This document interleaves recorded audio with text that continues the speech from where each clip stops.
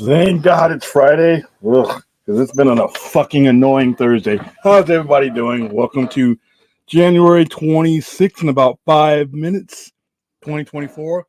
A somber anniversary because it was 4 years ago, January 26th, that we lost the late, great Kobe Bryant. Little did we know that that will only be the beginning of a shitty 2020.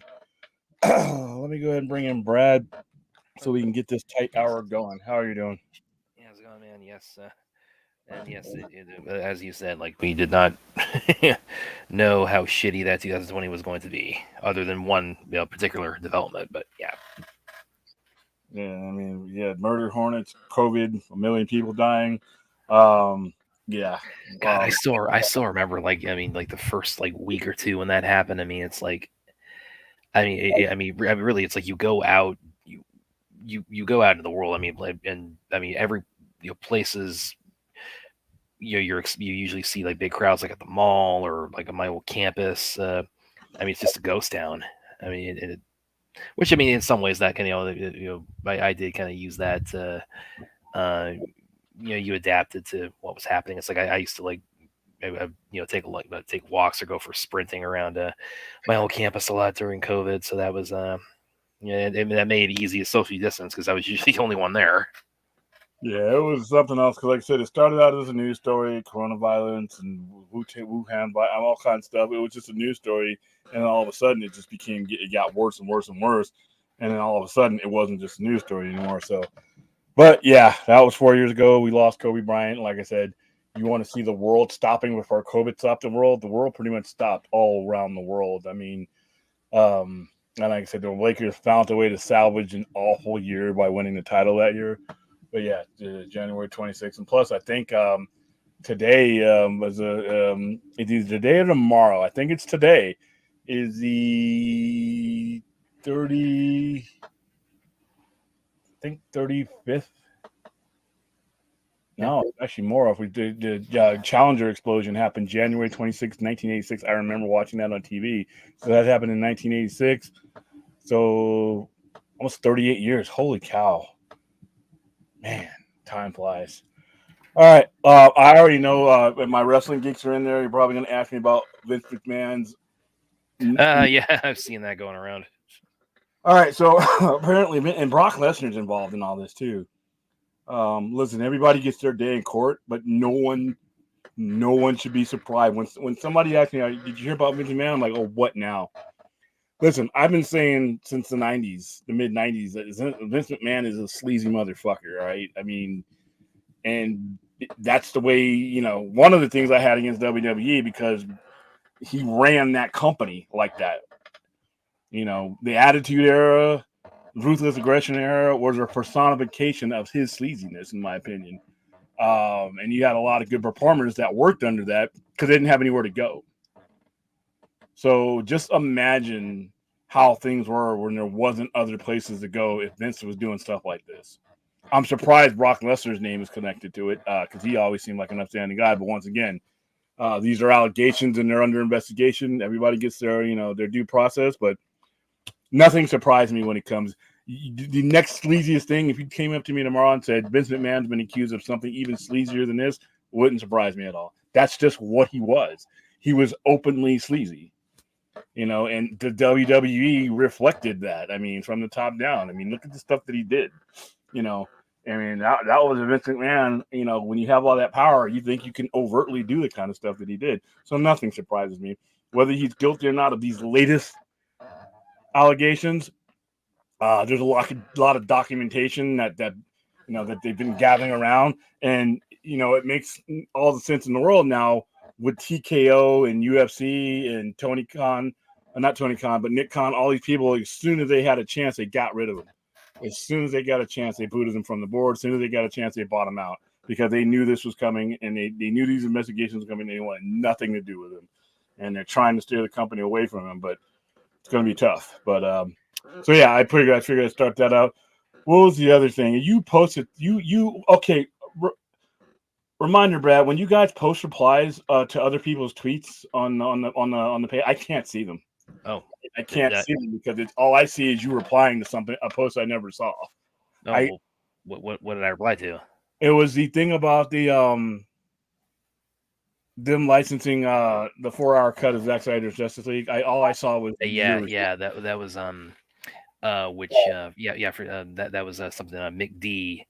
It was or Mick Doyle is his full name. Anyway, so in the Snyder fandom, probably a lot of people know who I'm talking about. He posted a couple things today talking about as ever the talk about are we ever going to get the rest of the story finished? And one thing he suggested was as far as like specifically referring to the whole Netflix idea is that he was replying to I forget who it was, but he said something along the lines of it's like we got take this one step at a time, and like one thing that would really be pretty massive is if they Netflix were to license or to get the license to stream ZSJL because they've got the theatrical version on there now. So he said, "Oh yeah, this would be huge if they got that on there. Do crazy numbers. I mean, it would of course complement Zach's Netflix work that he's already done there." That's what I thought it was. Okay. Yeah, and I we're coming. All right.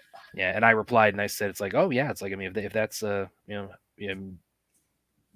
that's a building block to what a lot of people want, and just in general, just I know William says like the theatrical cut's the gateway drug for we're bringing more people into it, but it's like in the interest, it's in general of getting the real movie on there.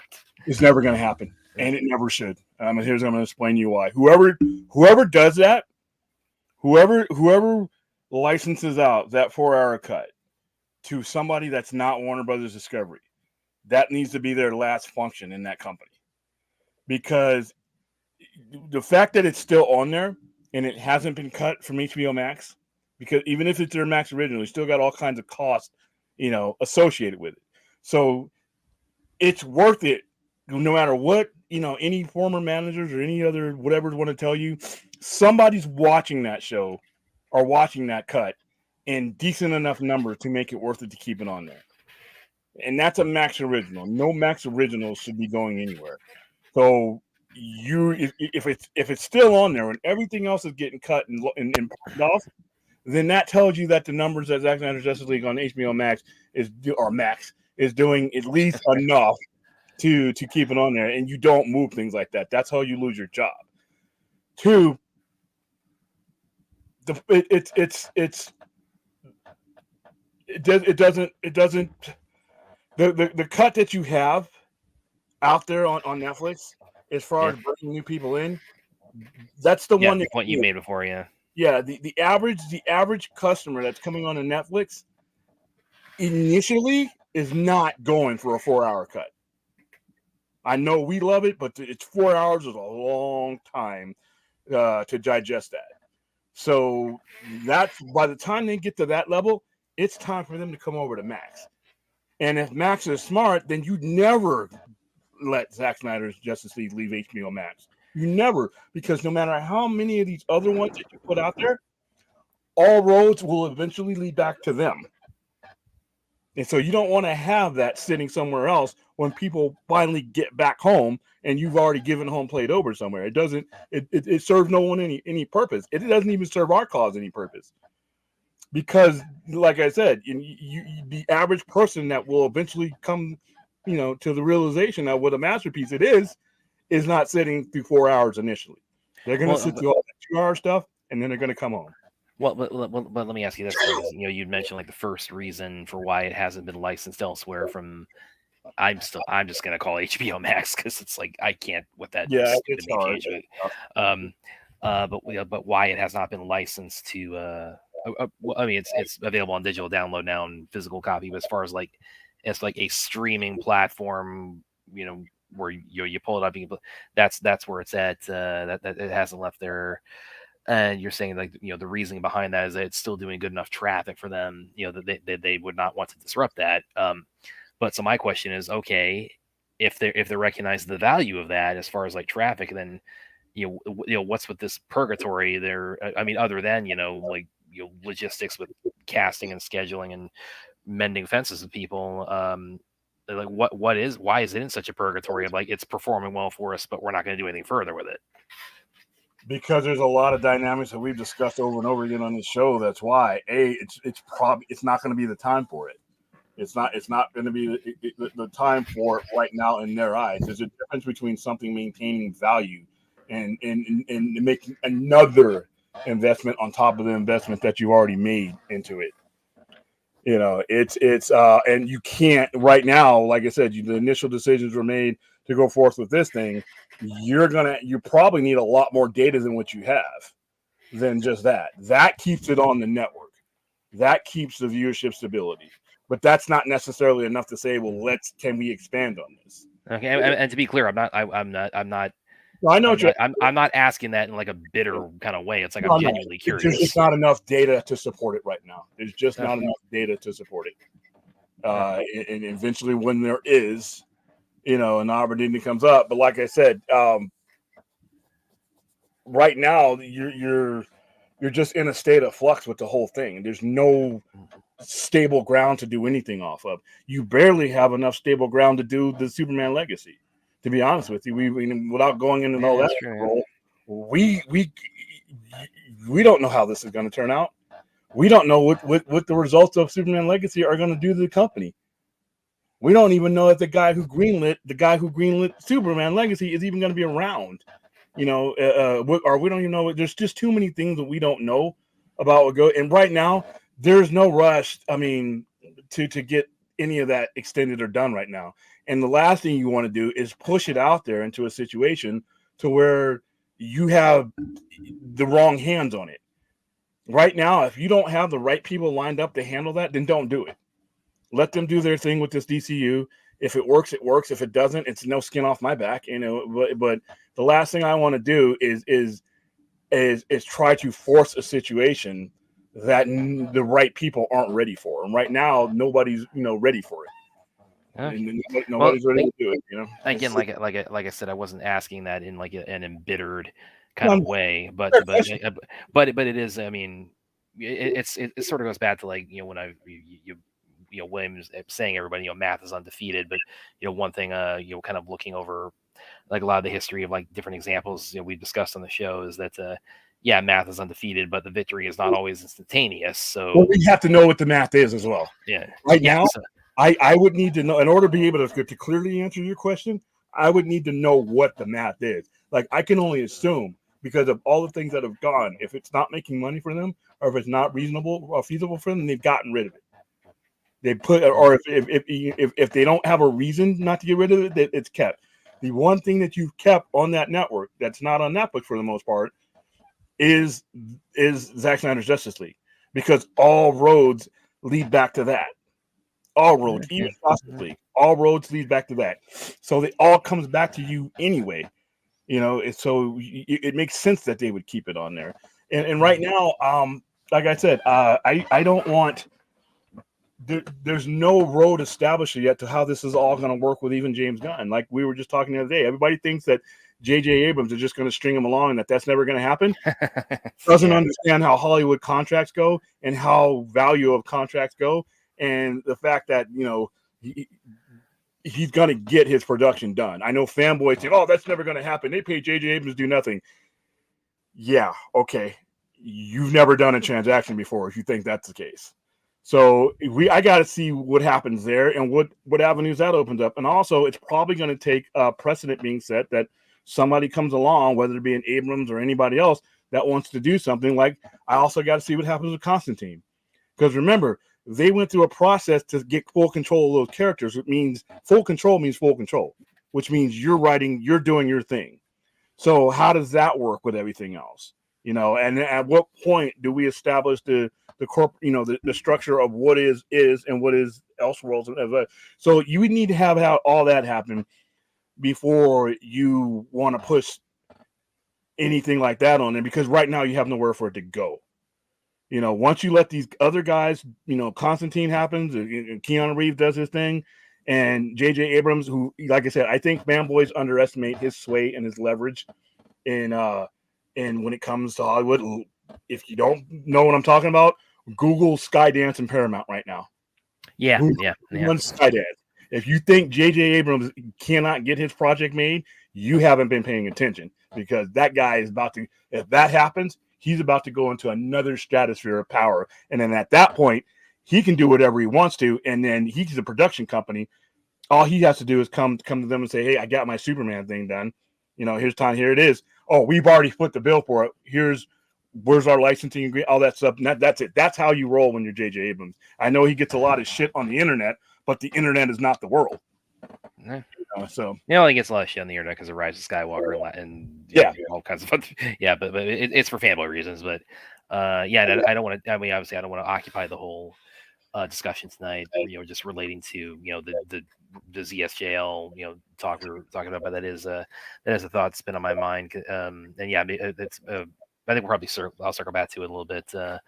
Over the weekend when we stream, but it is a thought that I've had. It's like, okay, if they're making money off of it, or if they're adding value to their platform for it, and that's why they don't want to license it to other platforms. Okay, so it's just this weird situation where it's like this movie is like a gem for us financially, but we don't want to do anything further for it. You don't know what a gem for them financially is, though. To be fair, like I said, math is undefeated, but you have to know what the math is. There's a difference between something being sustainable and something being profitable and something being advantageous for them, and then making a significant investment in it. We don't know their math, so we could be so far away. We're guessing. We're guessing, and you know how that goes when it comes to we just don't know. So all right, well, let's hit the chat so we can. Yeah, but again, and like I said, it's like I didn't want to take a full discussion with it, but we want to talk about. But I did want to. Sorry, because I can't, guys. When you tag me in a tweet, I can't see. Oh, I think that's why, because I tagged you when I said, oh yeah, this has a sound Williams. So I forgot I had tagged you. So sorry about that. Yeah, that's okay. I was just trying to figure out what's going on. All right, but yeah, we got about 45 minutes to go. Let's roll on. I'll probably circle back a little bit that topic later this weekend. That's okay with William, but I just that's your obligatory Snyder Cut talk for the evening, guys. Tonight. First up, Financial galaxy and deception, powerful agents for the uninitiated, but we're all initiated, aren't we, William? Members of the League of Shadows. Who is this? I really want to know who this is. I don't. Yeah, next. Okay. Hey, how's it going, Aaron? And happy Australia Day. Yeah. And to both Aaron and Droga. I know. Let me see if I can, because I know he's down in the chat here somewhere. Where are you, man? There you go. How's it going, Droga? What do you mean? It's like hi back. Oh, by the way, let me show you guys. Because we were talking, it's like, yeah, we didn't. Sorry, we just before we got in the chat. So how's it going, Droga? Yeah, you wanted to show something? I made it on TV. Oh yeah, you shared when you were the wrestling event. Yeah, and I thought that was I forgot. I had meant to ask, but I forgot to do it. It's like, were there any cameras pointed at you? Do you have like any did you make it onto any of the? I did, and you know what? At the time of the broadcast, they did zoom in on me. I forgot about that, and so let me share this. Okay. Yeah, I'll go through a little bit more of the chat while we're pulling that up. Anthony says, "I'm wondering, did the family of Kobe stars finish sue the helicopter?" Oh yeah, there he goes. Yeah, they sued the helicopter company, and they settled out of court with the helicopter company, and they sued the sheriff's department too, because the sheriff's department was passing around pictures of the crash site and their burned bodies, and they got taken. Yeah. All right, so there I am. That's when they zoomed in, because when you guys aren't seeing me on camera, I have. You said you got the COVID mask on. COVID mask. Listen, I'm traumatized. Fuck that. I'm gonna be 90. I will keep that shit on. You have to roll me out into the grave. We're not going to that shit again. Not me. No, I still see people. There are people I know personally who still have the mask on. When they're out in the world now. I mean, and COVID. I mean, it's like it's we're still killing people, guys. Yeah, we might not be like in the social distancing phase anymore, but it's like people still. I mean, I caught it the first time myself. Just over a year ago. So there's me holding my 16-pound belt, and then there's oh man, hold on, no, that was my clothesline. Okay, so there's Alex Shelley. He's talking right now, and if you look to the lower left, that's me with the belt up. Yeah, I see that. And this you take your mask off. Yeah, or they asked me to take it off to take the picture. Okay. And I put it right after that. I put that shit right back. The only time I took it off that night was when I was taking a picture that like I said, if I'd have known that they were rolling up on me that quick, I would have taken it off for the thing. But if you look here, hold on. Like I said, I am a hardcore wrestling geek. Oh yeah. This is the actual. Am I still up on the screen? Okay, hold on. Oh, I don't want that one. I want this one. This is here it is. Okay, can you see all that? Yep. Okay, so There you his are. out. I see you right there with the mask on. Yeah, like I said, with all those people around me, and here's where they.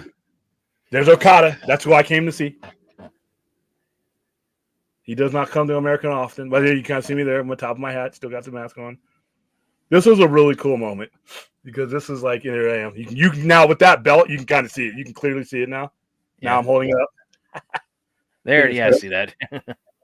And then you'll see that. I think that guy. There you go. That's where. And then they came back around and asked me if I could. They could get a picture of it without the mask on, and then they scrolled it around there. So that's when you see me without it. So there you go. By the way, we were talking about also the. Oh, did you guys see the video? Was the video showing? Yeah, we showing. Okay, cool.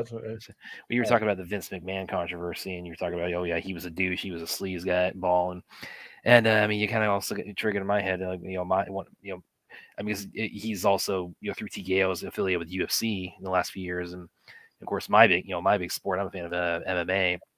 You kind of that's triggered in my head. It's like yeah, Dana White, president of UFC, he doesn't have a lot of these guys. That's the the thing you if you're going to follow the pro sports or pro wrestling or a lot of these organizations, you kind of start to have to make your peace with at some point. It's like a lot of these guys running it are kind of dicks. And like Dana White is like, he does not have the best rep among MMA fighters. Yeah, and I understand that, but wow, he's a kindergartner compared to Vince McMahon. Yeah. I mean, there's a difference between being an asshole and then being literally investigated to the point where it's reached this point. Like I said, I'm not surprised that Vince McMahon is involved in things like that. It's Brock Lesnar. That kind of took me by surprise. So I hope, like I said, everybody has due process. Vince McMahon, as sleazy as he has been and settled out of court and made payoffs and all that stuff, and used stockholder money to make payoffs. Is that stuff of all the stuff? This right here, this allegation, he still is innocent until proven guilty. But I am not shocked that he's involved in another allegation. I am shocked, however, when it comes to Brock Lesnar, because, like I said, unless I'm just not been paying attention, I never, gotten. Like I said, I'm not even going to go into the sleazy details because it would not just kind of show. But I am a wrestling fan, so it would be remiss for me to not mention things like that because that is a wrestling story. Unfortunately, Vince McMahon has made it one. As Aaron says, Dana White. Yeah, he was. That was his big controversy about a year or so ago. He got caught on camera smacking his wife, and I got a problem with that. I really like Floyd Mayweather. All these guys. Listen, dude. Dana White's a big dude. Yeah. Take a look at his wife. I don't care. You got to get out of that situation. You got to get out of that situation. Is there a chance in hell that like Floyd Mayweather's girl, his wife, her pregnant wife, or Dana White, is there any chance that they're going to take him out on a fisticuff? No. You got to be the bigger dude. You're the big 200 some odd pound guy. You're the trained fighter. Dana White's a trained fighter. Floyd Mayweather was a boxer. Floyd Mayweather was a boxing legend. Yeah, and you're talking about these guys who are in combat sports, collision sports, whose job is to physically overwhelm somebody. To beat the shit out of each other, yeah. Now you're taking an average person, even if it's an average person, you know why?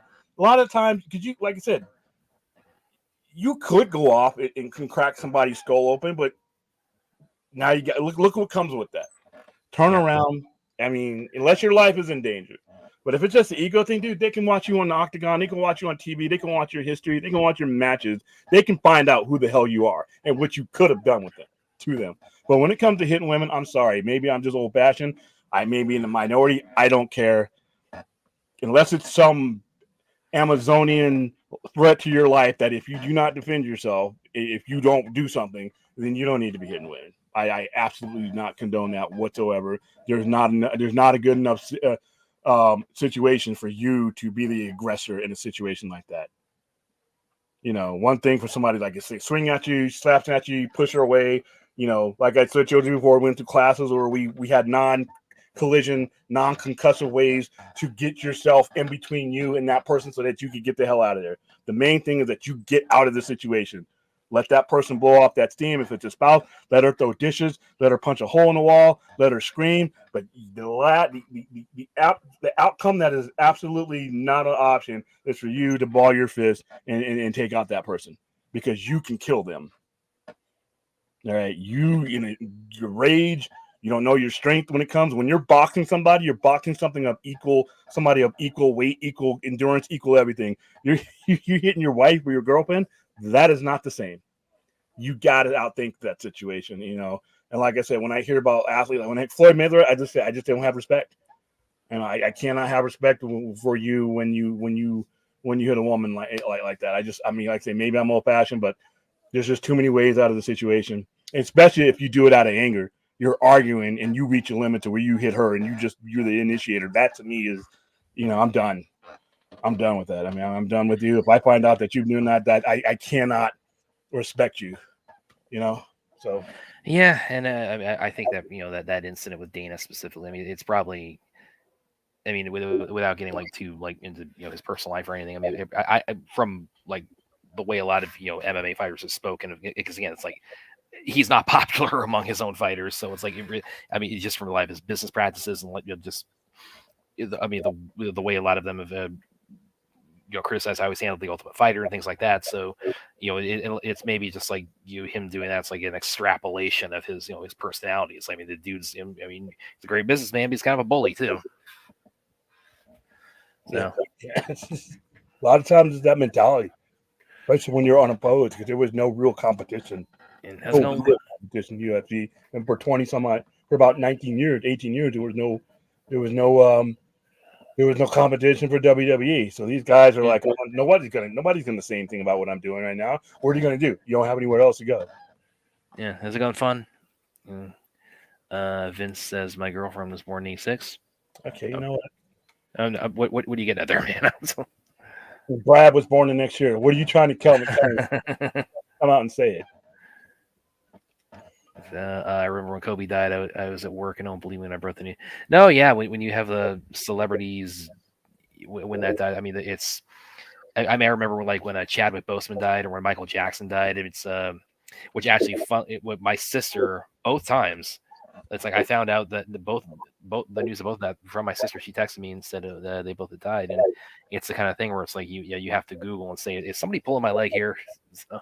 Yeah, I got a text from a buddy of mine who told me, and that's how I found out because it hadn't even get on. It TMZ reported it, and that's what they do. And I really don't agree with how they do things, but he had found out on TMZ, and it was. But I woke up on Sunday morning because it was a Sunday morning, and it was he had texted me about it, and I'm like, I couldn't believe it, and then finally, in fact, hold on. I don't have it. I still have the text here. Yeah. Yep. I'm looking at the text. I saved it because I couldn't believe what was happening.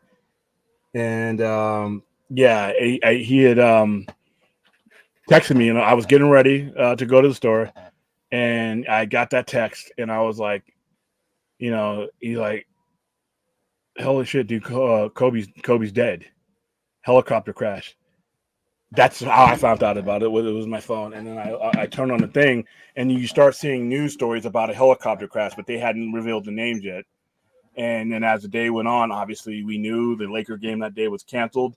One of several cancellations that would happen that year for other reasons, obviously, but it was just the beginning of a really fucked up year. Yeah. I remember that. Sunday morning. I found out at about 10 o'clock in the morning. I found out, and it had already happened 2 hours later. Aaron says at least MMA fighters can either go to Bellator or one championship. Yeah, those are getting pretty big now over UFC. And also, not only that, Aaron, are you familiar? Do you ever watch a Karate Combat? Because that's one of Boss Rutan and I think GSP or George St. Pierre. Then I love watching Karate Combat. That is always such a blast to watch. So yeah, a lot of the other.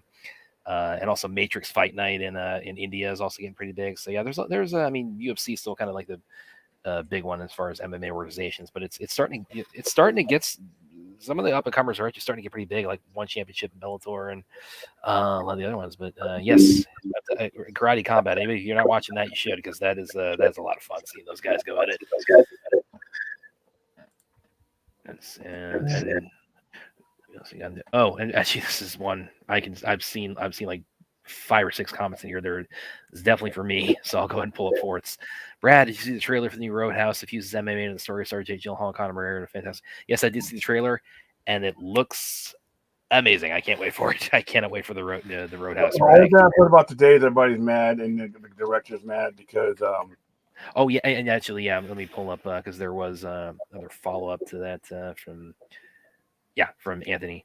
What are your opinions, William Brad, about Amazon putting the Roadhouse remake directly on streaming instead of theaters? And Doug Lehman, the director, he's going to boycott the premiere because he said, they told him it's like apparent, or at least he was under the impression this is going to get a theater run, but that is not going to be happening. So, what are your thoughts on that? Amazon's doing what's right for Amazon. I mean, for Amazon, whenever you make something for Amazon, you have to be open to the possibility that they're going to use it to suit their need. You got paid, but Amazon and some of these streamers are not in it for the theatrical experience. That doesn't mean anything to them. And everybody, well, you make more money if you get it. It's a movie's more prestigious if it's in the theaters. Well, it depends on who you're talking about. What does that prestige mean to Amazon? Amazon is part of a much larger conglomerate. Their entire film division is to get you onto their platform to buy pots, pants, underwear, toys, pop figures. And that was actually how he put it. It's like they use my money to like sell plumbing hardware or something like that. Exactly. No shit. That's what they do. I mean, you can't blame Amazon for being Amazon. Now, if somebody as a director deluded themselves into thinking that, this is, I'm working for Warner Brothers or I'm working for Disney, no, that is what Amazon does. Your movies, their theater department is not even secondary. It's like 5th or 6th on the list as far as what they make. As far as what everything Amazon does is to get you to go to Amazon.com. That is their sole purpose. So when you are making a movie for Amazon, you're making a movie for a retailer, you can't be surprised. Now, if he had been contracted and it says explicitly that it's going to, get a theatrical run. Now, if they're in violation of a contract, that's one thing. But if they were, he wouldn't just be protesting. He would be suing. But I mean that you made it for Amazon. I could see if you made it for a studio, and that studio, was a theatrical release first, but then I hear people say, "Oh, well, that's bad for business." I'm like, no, it's not. You made a movie for he made a snipe out there to sell plumbing equipment. That's what they do. It's not like they lied about it's not like it was a shell company where you went and made your movie for, Bradley the Stargiver's motion picture studios, right?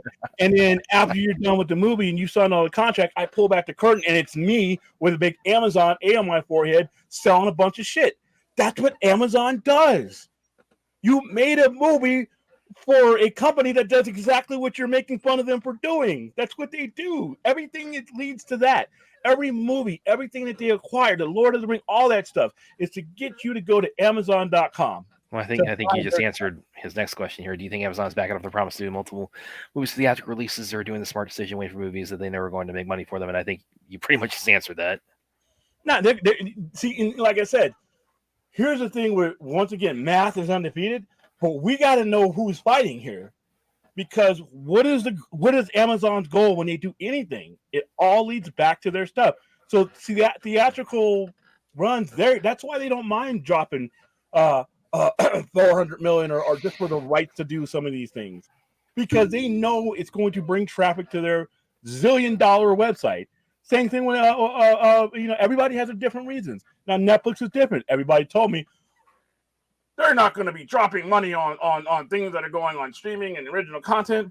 Like the fuck they aren't. I mean, come on, dude. They're gonna drop money wherever. They're dropping $500 million a year on WWE.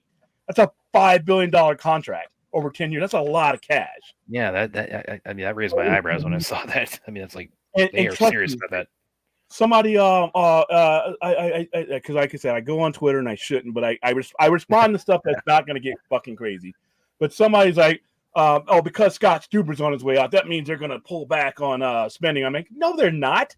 They're going backwards. I saw you share that earlier, where there was it was like the Hollywood Reporter editorial about his departure and what that potentially could entail, and you comment because there was speculation within the article and saying they're going to like scale back their budgets and the scope of what they're doing, and you were pretty skeptical of that.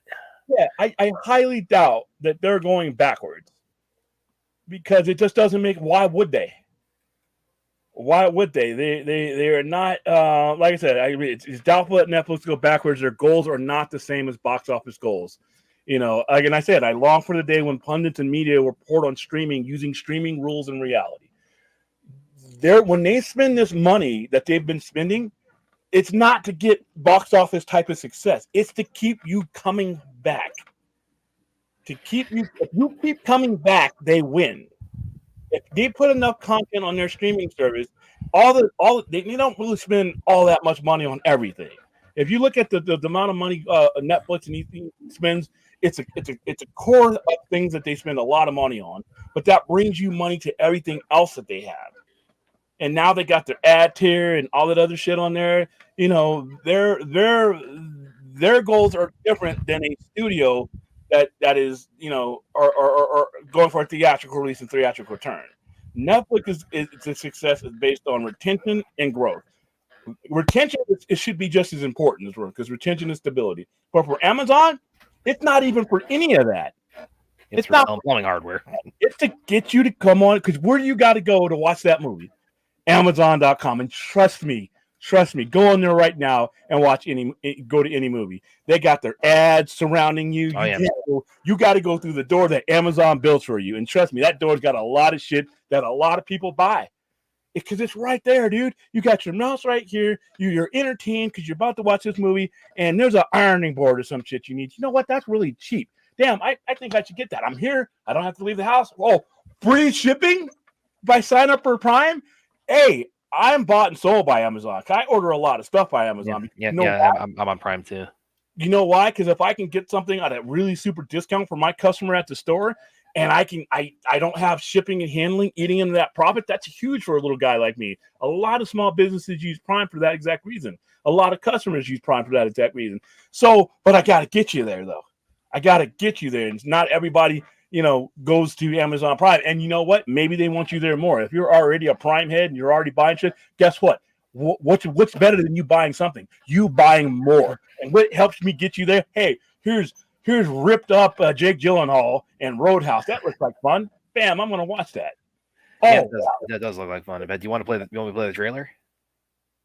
Yeah, let's play you got the official. Okay. Yeah, because it should be. And by the way, look who's back from vacation. How's it going, Rhea? Oh, yeah. Her things now are don't say the words. I hope we had a blast on vacation these last couple of days. Looks like you had a blast. Yeah, I was like, I'm envious. It's like, oh, she's having so much fun. Guess where I'm going to vacation? Las fucking Vegas. Well, because I lived in Hawaii for 3 years when I was a kid, so it's like seeing you put all those pictures, Ray. I was like, oh, that's bringing back memories for me. It rained. Like I said, I got a window that's not raining, so I should be able to go fix up everything tomorrow. So, okay, here we go. Here's the trailer for the Roadhouse. Have you seen the original, Liam? Mm-hmm. Okay, here's the original. Of course, with Patrick Swayze. It's a timeless cult classic. Right there. Prime Video's YouTube, yeah. Well, but it's Prime. It doesn't even put Prime Video, Prime anything. It's just the first thing you see is Prime. So we're automatically branding you right there. So I'm sorry, Mr. Director Dude. I feel you. You gotta understand who you made this movie for, man. I mean, damn. Yeah. Okay, hit it play. So, because this trailer did kick all kinds of ass. Take those captions off. Before we start, do you have insurance? Sorry, we did it. Okay, there we go. What? Your coverage good? Like, you have dental? Oh, haha. Is there a hospital nearby? Is it, like, too far? It's about, like, 25 minutes, I'd say. I just slapped you. Are you all right? What?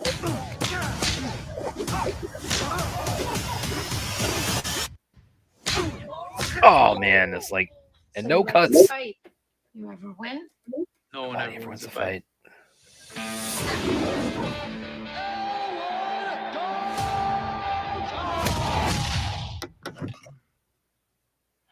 This ain't the Holiday Inn, pal. I'll move it. A friend of mine suggested I come talk to you. I own a roadhouse out in the Florida Keys. Lately, it's been attracting the wrong clientele. I can pay you good money. Judging by your car, you need that. Well, I like my car. Think about it. I know who you are. Elwood Dalton. Big fan, man. That guy's got a knife under his shirt. You just take a big step back and pop me in the face. You can do it. Tell me about the Spouty. Yeah, it's all nice, like he's Mr. Rogers or something, but then he'll haul off. Really interesting guy, overall. Grant wants to take the roadhouse away from me. He wants to build some resort. I should warn you. People have a certain way of getting things done around here. Hey, fellas. Looks like you're having a smashing night. It's Conor McGregor right there. Don't let no one get this close. Ooh. Let me guess. Threaten me. Tell me to get out of town. I get the impression that you can't be threatened. Once Knox is on the job, it's over, baby. It takes a lot to get me angry, but when I am, I just can't let go.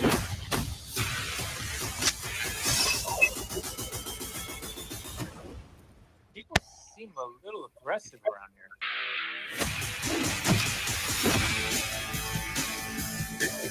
Is that one in front of yours? No, I just broke his arm. No, yeah, Hey, definitely. right there. Oh, see? There you go. For your first game trial, yeah. First of all, Conor McGregor looks great. Yeah, he's hamming it up as like his first. This is really like his. I don't know if it's his first movie or it's one of his first. He's probably his largest role because I haven't seen him in anything. Yeah, so it's like, he looks like he's just stopped getting into fights in real life. But the only thing that's missing in that movie is Jason Statham. Everything he has, everything else. So that is a perfect commercial for you to jump on Amazon Prime. And guess what? If you don't have it, Amazon Prime. Sorry. Oh, look, 30-day free trial. Yeah. Everything is like greasing you in to go through it's perfect business. It's perfect business. And that guy's gotten his feelings hurt. I'm like, Bruce says in the UK, they got drones that drop your shit in the front line. Everything, and I love it because you know what? As somebody who enjoys entertainment, I get the byproduct of them because I'm already in the Prime deep.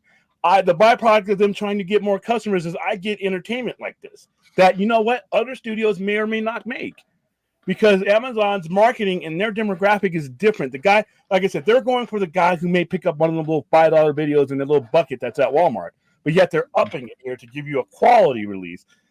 I understand. I completely understand. I know Robert Meyer Burnett. I got to watch the other half of his show because he was asking if it was bad for the business. And I'm like, whose business though? For Amazon, it's great for their business, and they're why we have some of this stuff. I got Man in the High Castle because of them. I got two comments here. I got to pull up. Antonio says Connor's being Connor. Yes, he is. He looks more swole up though than he does. Right? Yeah, and he, of course, he's a tremendous fight. He's just got to stop getting into fights outside of the octagon. You know what? He's the only reason I watch UFC. To be honest with you, I don't know anybody else in you. I know most of them.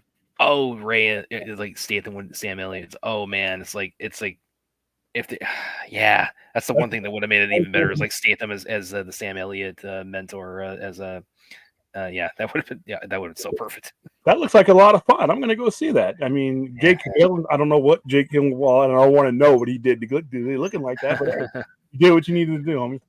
Yeah. Well, actually, Ruth has one. Let me see if I can find it here. There it goes. I love the original Roadhouse. I don't think we need a remake. Maybe it's just me. Well, the original, it's very 80s.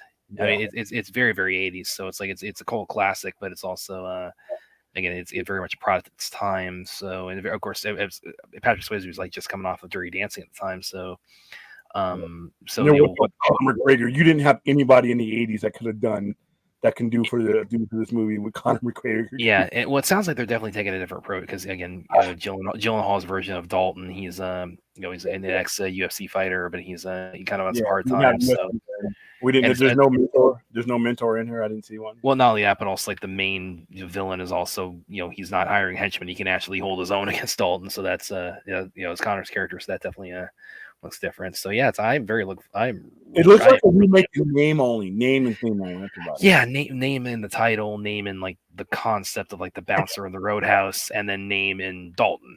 Yeah, but like other than that, they're really kind of doing their own thing, which they should. Yeah. Like I said, it's on Amazon. I already get it. Yeah. I don't have to pay. I'm subscribed. I don't have to pay a dime for it. Yeah. I get it. So listen. Commerce wise, like I said, we got to start.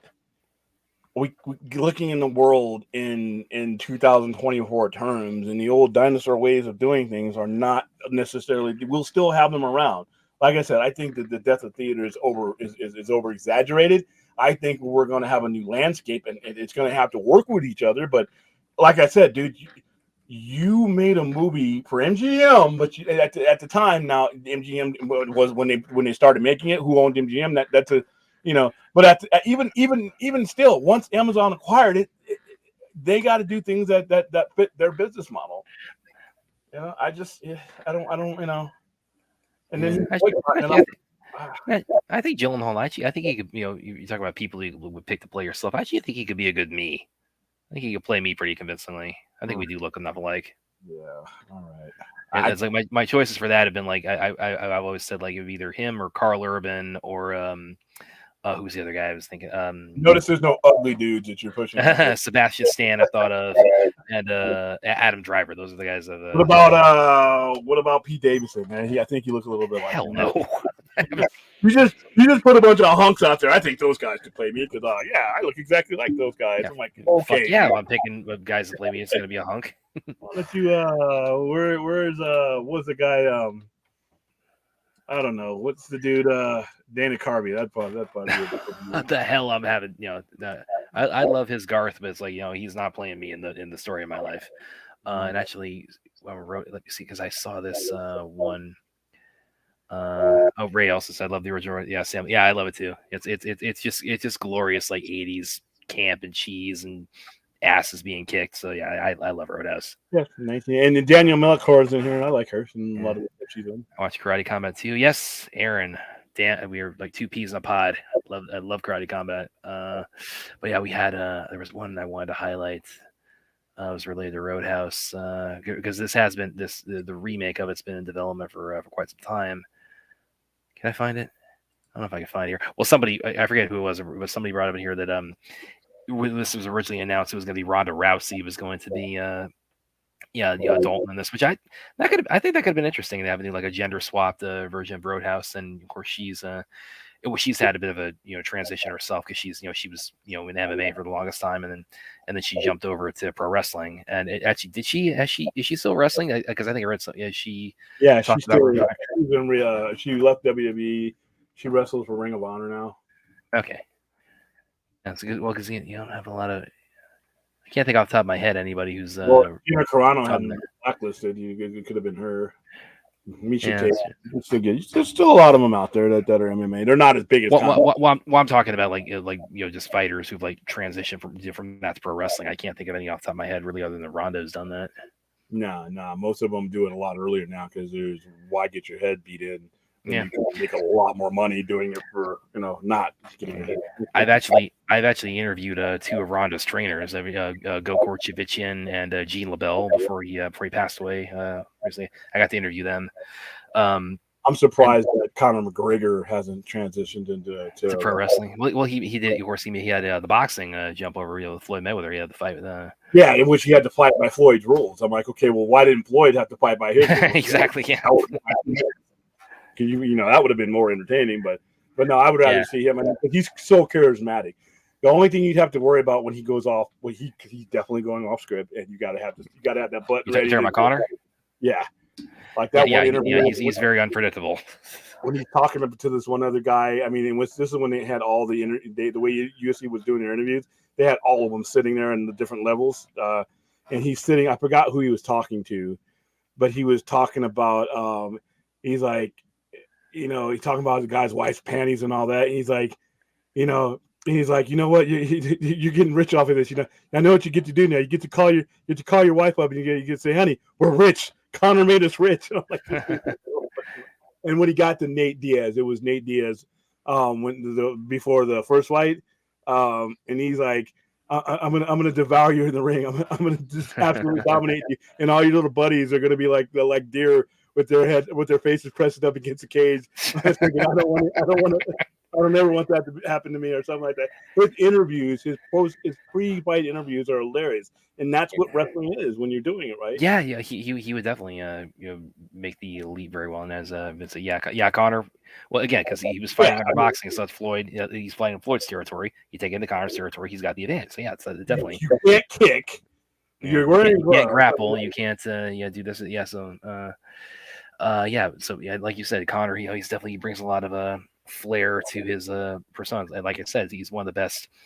He's such a legend in pro MMA fighting, and of course, and he's bringing all those attributes to the Roadhouse remake. So I'm really looking forward to seeing that. I just keep saying it's like I have to reiterate. It's like Connor, stop getting into fights outside of the cage. Yeah, throwing shares at buses and shit. Because I don't watch MMA unless there's a big name on there. The sport itself doesn't appeal to me.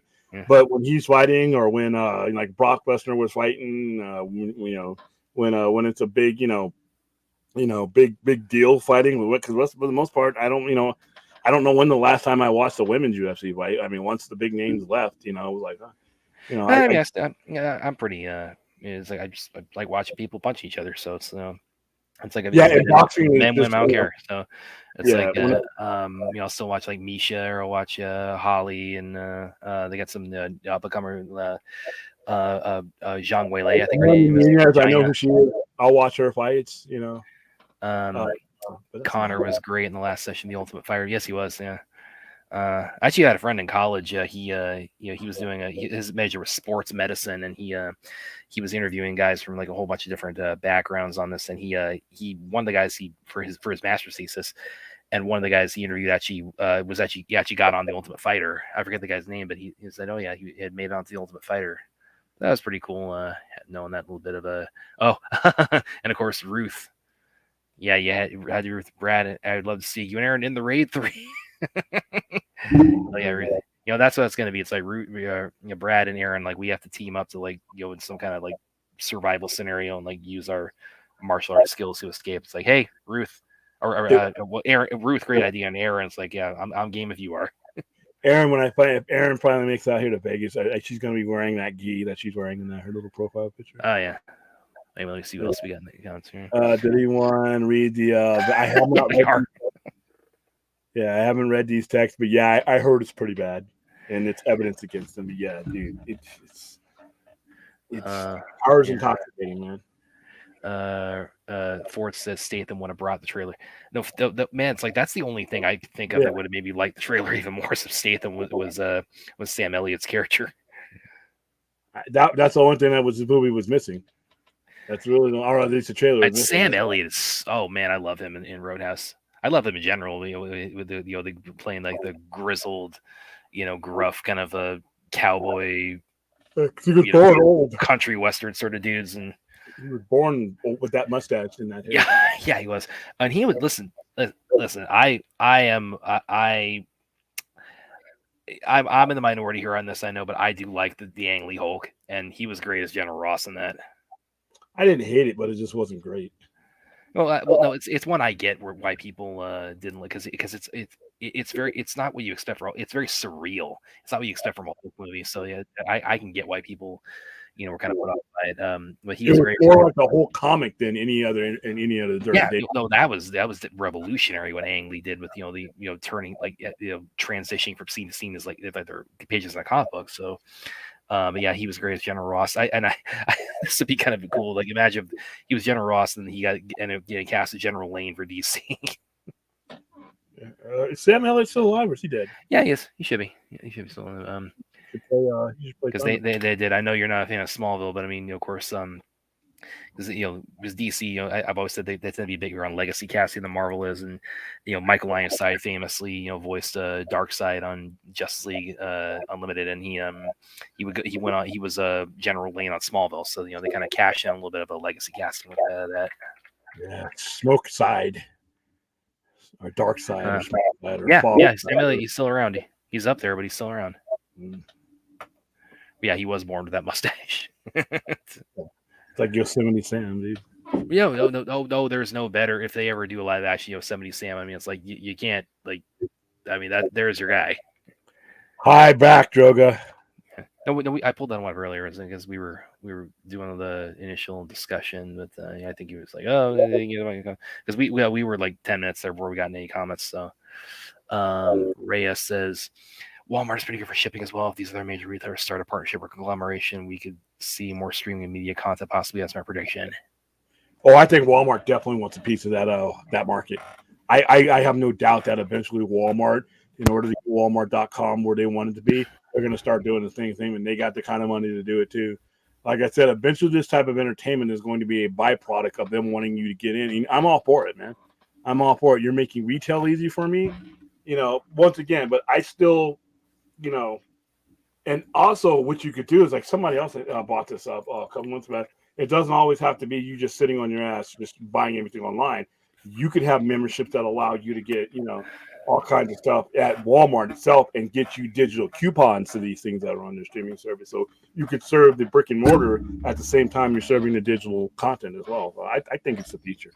Yeah. Droga also says Patrick says he would have been here. No, yeah, I can see that. Where if you did because you see those periodically where someone will say if Avengers or Justice League were made in the 90s or made in the 80s, here's who would have played all the characters. It's like Patrick Swayze. Yeah, I think you might be honest on there. I could have seen him as an 80s or a 90s Barry Allen. 90s Barry Allen was like I said, what's his shit was kind of cool. And he actually would have been again. It doesn't amuse me that we now have 3 live action Barry Allens. Not one of them is blonde, so he would have been the first blonde Barry Allen in live action. Yeah, no. Let's see what else. Who else in the chat? Oh, by the way, there was one that Anthony had that I wanted to go ahead and bring up. What are your opinions on some of these Man of Steel fans, Zack Snyder fans, accusing James Gunn of stealing that super suit? Well, okay. So I think a lot of that's kind of stemming from there's all kinds of fake images of Corn Sweat in a suit that's using AI, and it's putting his head onto Cavill's body. And you, Anthony Manzano, your question here just underscores why this topic is banned, because we got 18 months of this bullshit. Not your question, but people putting Cavill's head, David Cornsweat's head on every fucking Superman doll or representation of Superman. We got 18 months of that at least until James Gunn puts it out. And I don't know when that's going to happen. Why are we even at that? I don't care what this costume looks like right now. The costume is meaningless to me as far as that goes. If he has a great costume and it's a JLI shit story that I don't like, I'm not going to care.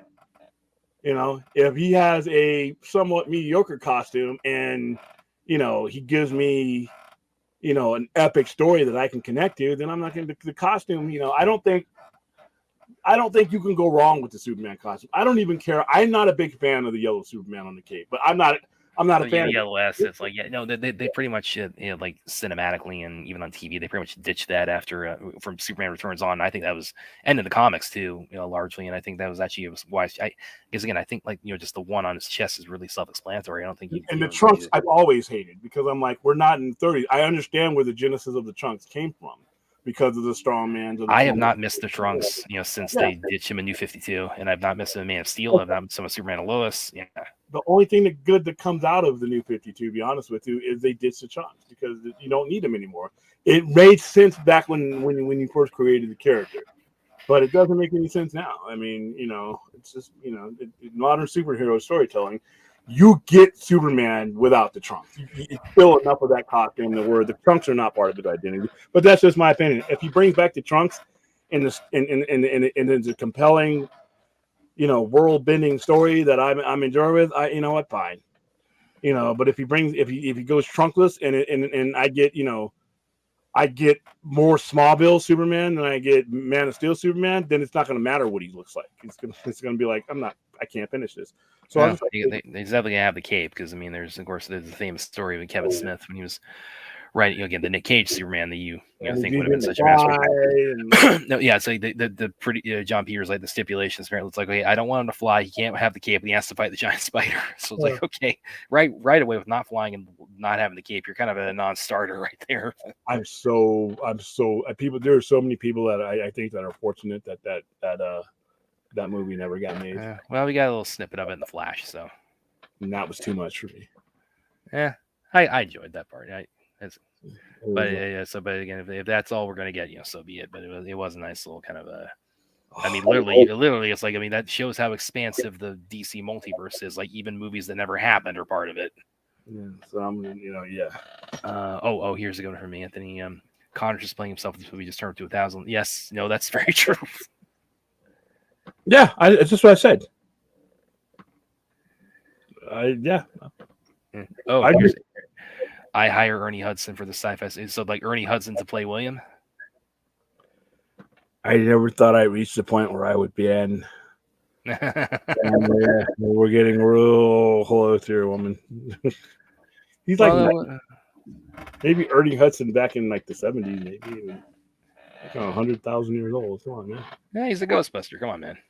Yeah. Okay. Another movie that I'm passing on this year. Oh yeah, the one's coming up. I just never got into Ghostbusters, and I never, even as a kid, when I saw them in the movie. I saw the 14 in the movies. I'm like, they're all right. What's next? Type of deal. It's an 1880s Sam Elliott.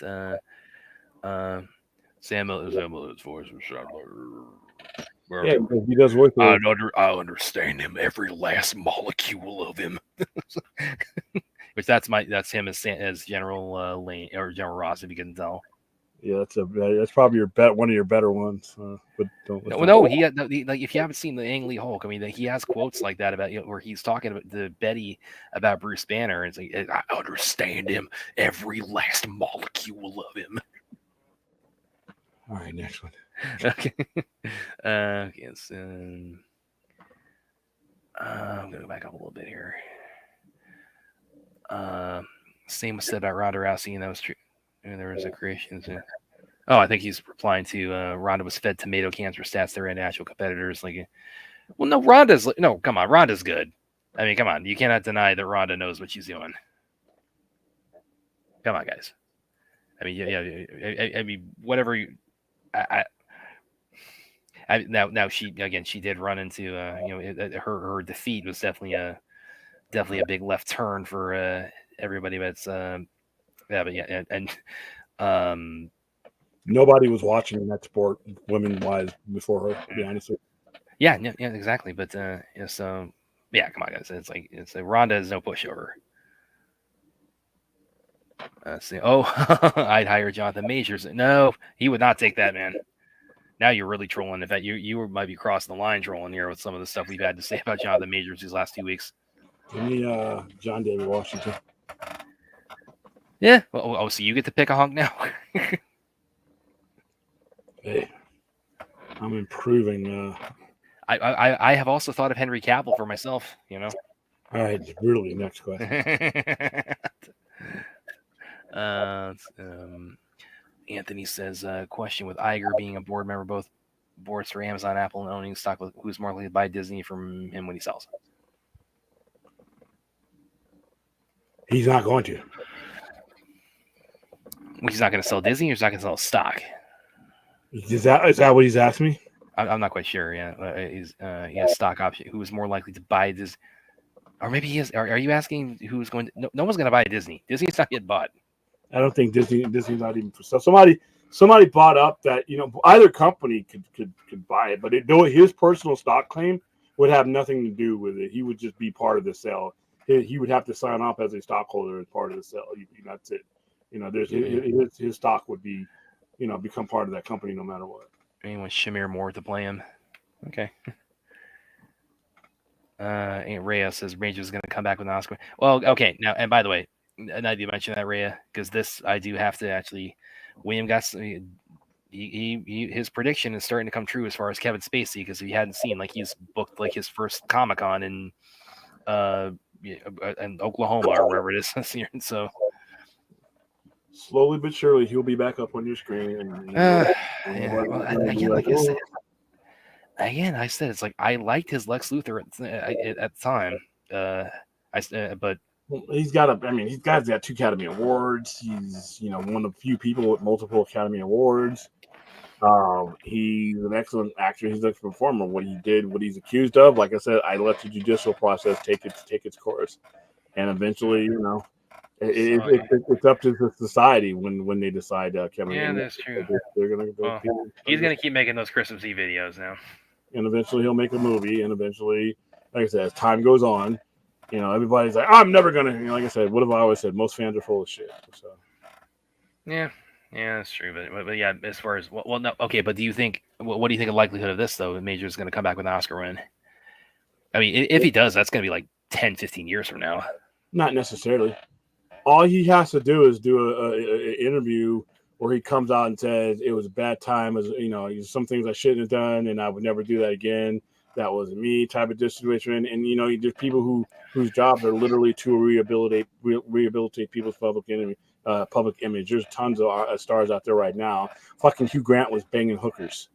Yeah, it didn't hurt him. I mean, like I said, Chris Brown went upside Rihanna's head and didn't hurt his career. Ezra Miller actually could probably use something along those lines right now. R. Kelly, if he would have stopped, would still in selling out concerts. People were still buying.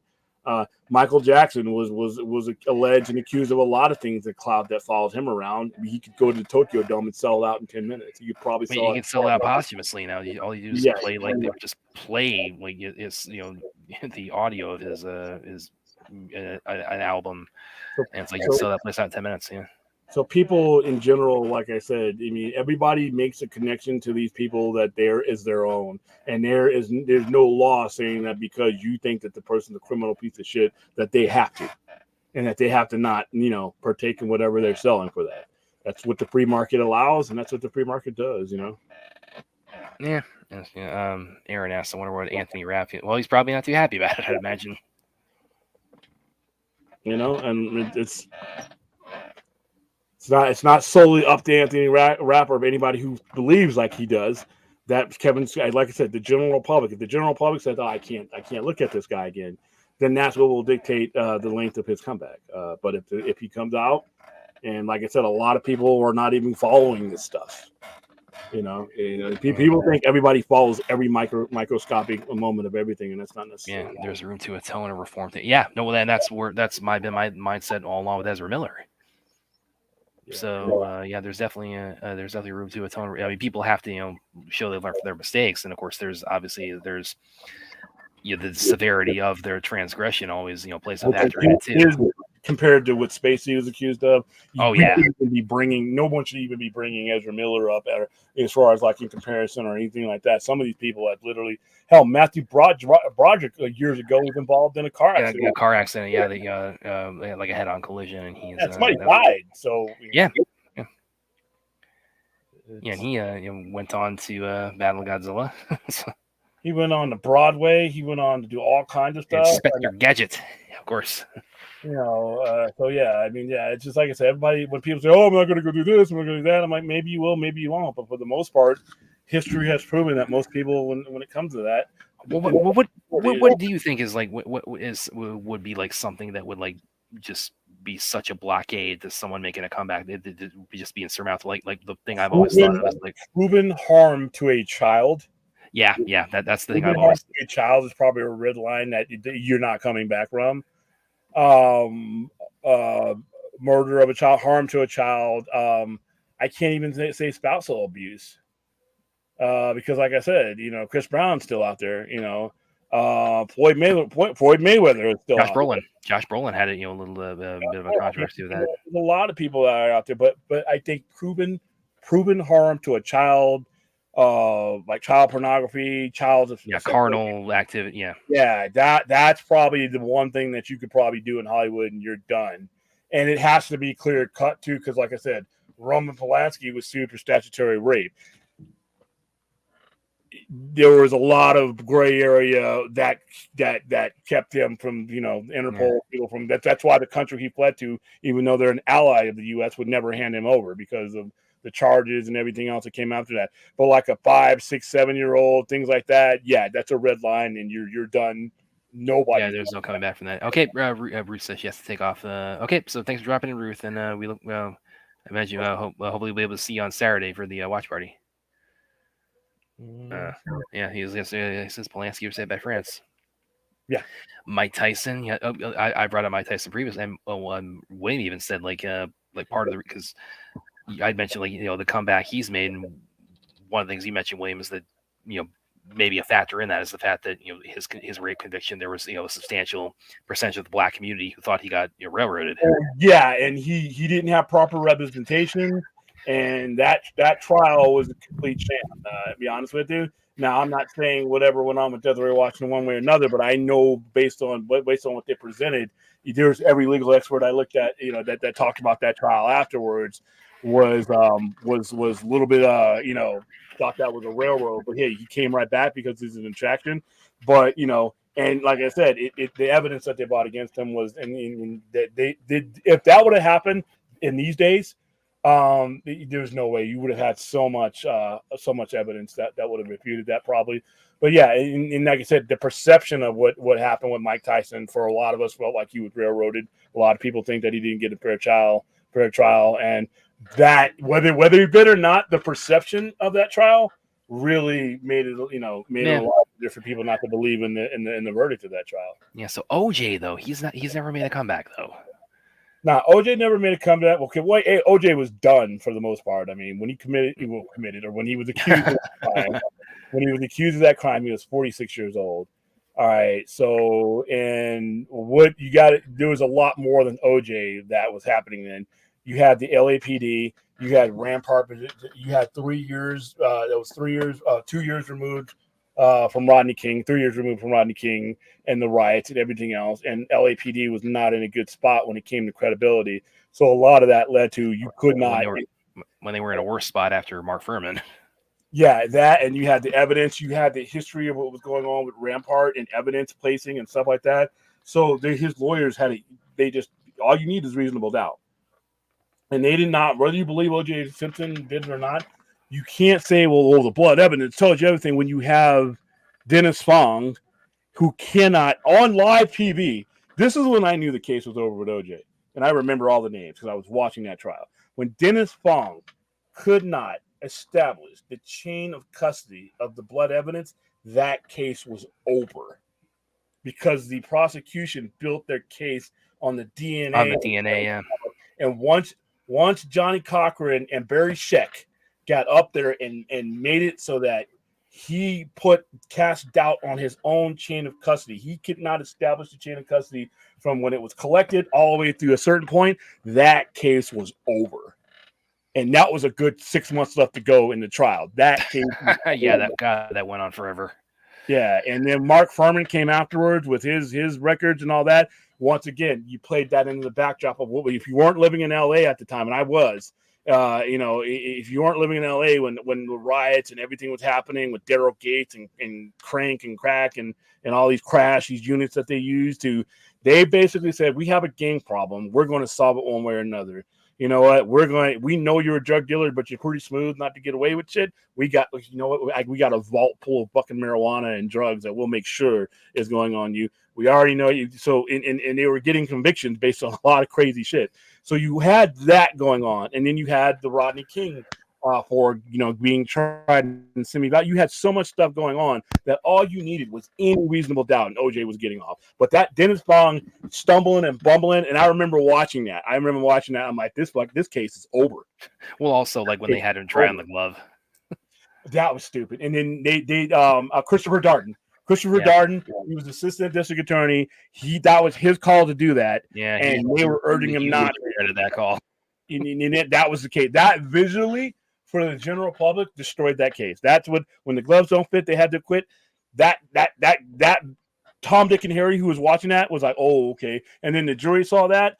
But I think the case was over when he said, well, it's blood evidence. How did OJ's blood get there? And then Dennis Fong, with the backdrop of LAPD and what was going on that day, when he could not establish, and they literally got him to say it in cross-examination.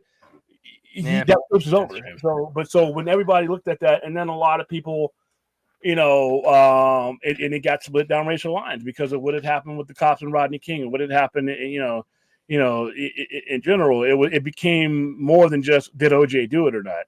It became a white versus black thing for a while, and racial tensions were high. And once again, reasonable doubt was all you needed. You had it once. Dennis Long, their primary expert, came up and said, I can't, I really, for all intents and purposes, I cannot, answer where this evidence was. Once it got into the LAPD's hands and nobody trusted the LA, your jury of your peers was from people that were living in LA, and we were seeing what was going on. I'm a pro-police guy, but there was some awful shit going on. Like I said, they literally made Denzel Washington has an Academy Award on his mantle by playing a real-life guy that was doing the real-life shady shit that was happening during the same time that all this happened. So they were never going to get OJ. Now, then he had, then he started writing books, like If I Did It. Oh God, I remember that when that happened. Dude. It's like, and I'm like, OJ, listen, I only God will know what happened. But you got off, homie. You need to here. You need to go off to an island. You need to go somewhere where they don't even don't getting in all kinds. Don't write a book. That's like the dude with Tupac. Yeah. Of course you're gonna get arrested eventually. I remember one of the jurors, on the jury that acquitted OJ, like he said, like when the book came about, that was what made him take a step back, saying, "Oh shit!" Like he started to have second thoughts about voting to acquit OJ. And I remember how much it stirred that. Well, and it didn't even come out because the book came out, but it didn't come out by OJ. It was like the family took that and kind of and they restructured it so the cover says "I did it" with the word "if" and tiny little letters inside of "I." And be honest with you, listen, if you wanted to, you would have had a better shot at making a conspiracy to commit murder when it came to OJ. But another thing that hurt them is they never really established a proper timeline that was credible. Whether he did it or not, the jury has to go on the evidence that was presented to them at the time. And you could say they were biased or not, but like I said, there was enough. Once you tell me that your case is built on blood evidence, and then the guy handling the blood evidence, collecting blood evidence, can't determine the chain of custody, then that's doubt. I can't. That's the reason, you do it, and then but the guy with Tupac, I'm like, he's here in Vegas, wanting to get out on bail. I'm like, pleading not guilty. I'm like, hold on, wait a minute. If I'm the judge or the prosecutor, I have his book. Like, okay, you're going to plead what? Got a book like here. Let's read this. You did it. You've been saying it for years that you did it. What changed? You don't get another book deal off of it? Yes, he was. Aaron was Robert Kardashian. Yeah, he was on OJ's. And of course, and actually, if you haven't seen the miniseries People versus OJ, that's really good. That's really good. That was really good encapsulation of that whole thing. With him, it's like they definitely make some jokes at the Kardashian family's expense.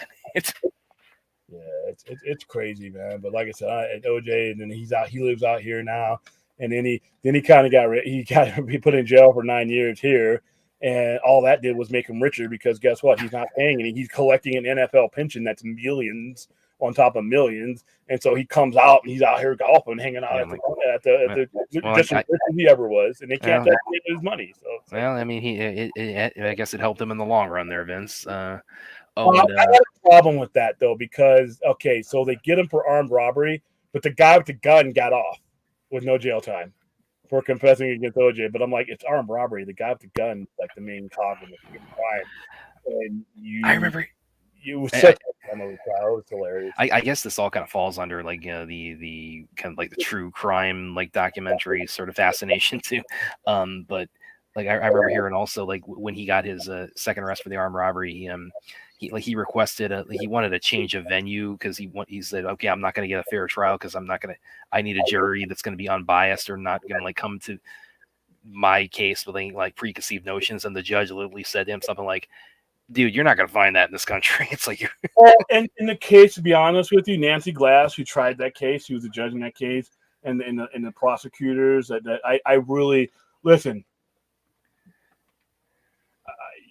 just because you think somebody did something somewhere else or you don't like somebody doesn't mean that person does not get due process. And I really had a lot of problems with that trial because if you took OJ's name off of it, then all those guys plead out to lesser crimes, including OJ. Yeah, that's true. The guy with the gun, you allowed the guy with the gun to plead out, and the guy who may or may not have known that he even had a gun on him because the gun was never brandished outright.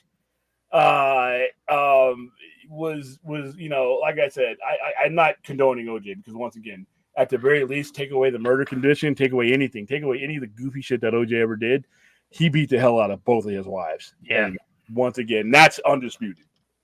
That is not up for a jury. He beat the hell out of both of his wives, and he damn near, you see pictures of Nicole Brown Simpson, and I didn't, like I said, I have no respect for you after that anyway. So, but all right, let's go ahead and wrap this up because I gotta go eat. And Anthony comes the last one to sort of because he did you guys are forgetting one of you have two and goes with Harvey Weinstein. No, they were he's already come back. He's not coming back. Yeah, it's cut and dried. It's like he is going to die in a jail cell.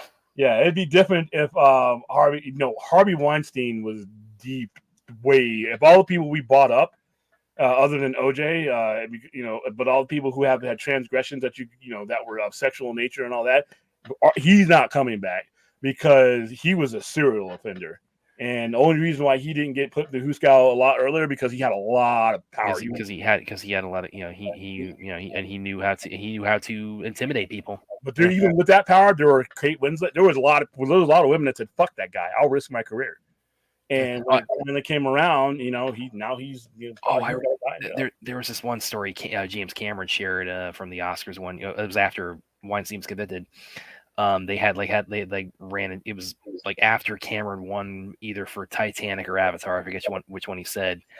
And they had some kind of, they bumped into each other backstage, and they had some kind of, verbal altercation. And and Cameron, he's known for, he's not the type to suffer fools. So they really went off at each other. And Cameron made this joke where he said something like, we were going at it. I was tempted to like whack him over the head with my Oscar, and he was kind of playing off the the reputation he has for being kind of a drill sergeant on his sets, and he made the joke. It's like, I bet everybody wish I kind of blew my fuse on that one a little bit more than I did. All right, guys. Well, that's gonna wrap it up for tonight. Went like 25 minutes. Midnight Express. I said an hour sharp in the description. I fucked that up. I will be on tomorrow at midnight. I will not be on all day on Friday because I got a lot with the store to get done.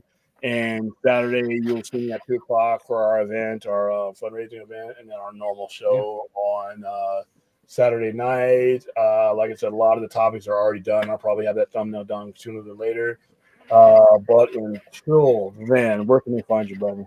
You guys can find me on Twitter and Vero. You can find me here and there on Facebook. Check out, of course, all my awesome writing on all this wonderful stuff we discussed on the Sci-Fi Center. You can find me here on the Sci-Fi Center breaking it all down, whether it's about the undefeated nature of math, completing superhero movie franchise arcs, or about the wonderful, glorious 80s cheese we're going to see brought back to life again with the Roadhouse remake. All right, and like I said, we've been talking about COVID.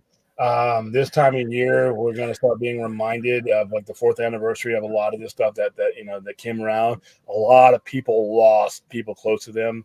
We lost 1 million people and still counting to COVID, and I lost friends to it. I had people who catch it nearly died. So you're going to be reminded of a lot of deaths up here. In order for it not to drag you down, in order for those memories not to take hold of you, use whatever tool you need to do to bring you to 2024, because we're far past a lot of that stuff now. We're not out of the woods completely in anything, but we're a lot better off now than we were headed to.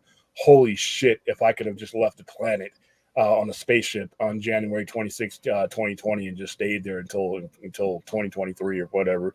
Because little did I know the shitstorm that the next 4 years are going to become. But you made it through. But not without scars. And this with any event, any anniversary of lost one, anything can set you off. 988 Suicide and Crisis Lifeline 24/7. Call, text, chat. Everything that we've done in the past couple of weeks, these past couple of weekends, everything we will do all the way up to the April 29th, where we hopefully to wrap up the 10,000 goal, is for people who are out there, that need a lifeline. That's literally what it is. We're providing the resources for the professionals to provide lifelines for people to buy time. That's where all this is about, is buying time.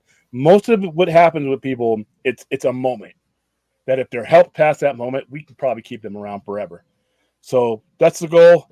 I will see you guys tomorrow at midnight with most likely Nicotina, and we'll probably discuss every band topic that I really don't want to talk about. Well, we'll bring a Roadhouse in it too.